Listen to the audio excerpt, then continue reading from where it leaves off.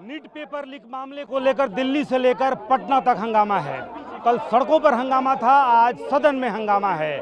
और बिहार विधानसभा की जो स्थिति है वो देखिए, बिहार विधानसभा के परिसर में जो विपक्ष के विधायक हैं वो यहाँ धरने पर बैठ गए हैं और उनके हाथों में जो प्ले कार्ड्स हैं उसमें वो तस्वीरें हैं जो कल पटना में उपस्थित हुआ। हालांकि ये कुछ खास तस्वीरें हैं, वरना तस्वीरें इसके उलट भी हैं। दोनों तरफ से छात्रों के नाम पर जो यहाँ पर गुंडई हुई है, इस शब्द का मैं इस्तेमाल कर रहा हूँ, छात्रों की आड़ में, छात्रों के मसले के आड़ में कुछ जो हंगामा करने वाले कुछ तत्व भी इसमें अंदर प्रवेश किए थे। देखिए एक और विधायक को देखिए, उनके हाथों में जो तस्वीरें हैं, कल जो कुछ हुआ है पटना पर, अब इनका आरोप है कि छात्रों के साथ बर्बरता हुई है, छात्रों के ऊपर हमले हुए हैं। लेकिन सवाल ये भी है कि क्या वो वाकई छात्र थे और वो छात्र ही थे जिन्होंने हंगामा किया? क्या छात्र पीछे नहीं चले गए थे?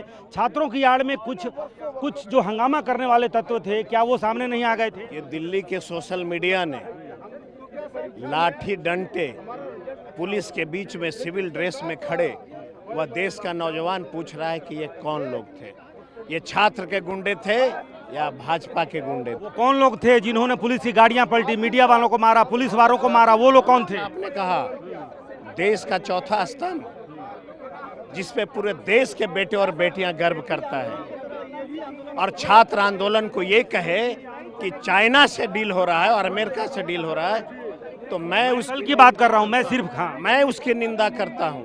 देश के चौथे स्तंभ को किसी ने ये अधिकार नहीं दिया है। देश के कितने चौथे स्तंभों पर हमला हुआ आपको पता है? आंकड़ा पता है कितने चौथे स्तंभ पर हमला हुआ? वो तो आपने नहीं देखा हुआ है। सब यहाँ जितने हैं सब पर हमला हुआ है। मैंने कहा, मैं कह रहा हूँ, मेरे ऊपर हमला हुआ, सबके ऊपर हमला हुआ। आप फुटेज दिखाइए। फुटेज आप देखिए, आप देखना नहीं चाहते? वो छात्र का न्याय के आप जो ये तस्वीर लाए हैं वो एडिटेड तस्वीर है, आप खास तस्वीरें लेकर आप अपनी तस्वीर दिखा दीजिए। देखिए यहाँ रखिए, मैं अपनी तस्वीर आप दिखा दीजिए। आपके सामने जितने मीडिया वाले हैं सबके ऊपर हमला, तस्वीर पुलिस वालों के ऊपर। ये सिचुएशन क्यों उत्पन्न हो रहा है? क्यों उत्पन्न हो रहा है? छात्र नहीं, मैं ये कह रहा हूँ मुद्दा है, मुद्दा पीछे चला गया है भाई साहब, मुद्दा पीछे चला गया है, मुद्दा पीछे चला गया है। यहाँ आलोक मेहता जी ये बताइए, कल पुलिस वालों पे छात्र हैं, छात्रों के मसले, ऐसा नहीं लग रहा है कि छात्रों का मसला पीछे चला गया है? ऐसा नहीं लग रहा है। किसी भी भीड़ में कोई असामाजिक तत्व भी शामिल हो सकता है उस आंदोलन को विफल करने के लिए। लेकिन कल की जो भीड़ थी वो छात्रों की भीड़ थी, युवाओं की भीड़ थी, और वो सभी सफरर्स की भीड़ थी जो प्रभावित है।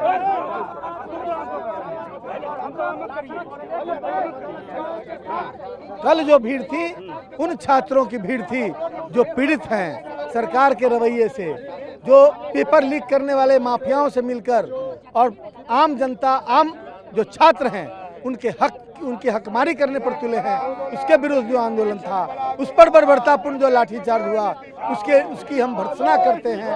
और लेकिन भर्त्सना इसकी भी क्या करते हैं कि कल जो पुलिस वालों पर, मीडिया वालों पर कुछ अराजक तत्व जो प्रवेश किए हैं, छात्र पीछे चले गए हैं, उनके मुद्दे, मसले, मसाइल पीछे हो गए।